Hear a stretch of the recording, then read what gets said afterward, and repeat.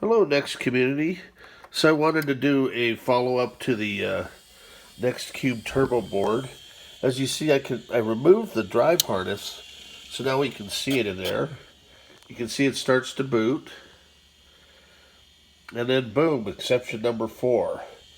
So it's got a new harness, new backplane, or not a harness, but a new power supply. It's a new old stock power supply and a new backplane.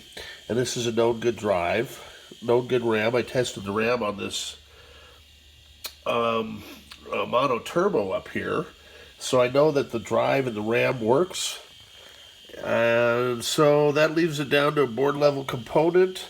Also tested it with this cable, and it works fine.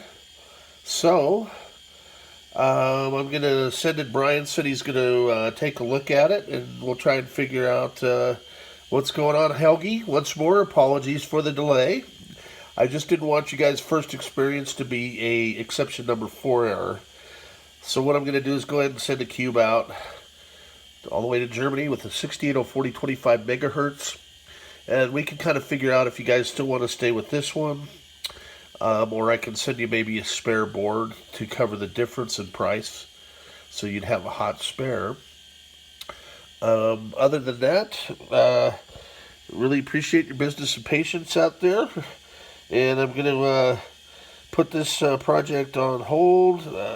At least the Turbo Color, or the Turbo Cube Motherboard, and get on with the rest of Helgi's project. And I've got an Animo project and another Turbo Cube Dimension project. So lots of fun stuff coming up down the pike. Stay tuned. Have a good day. Bye-bye.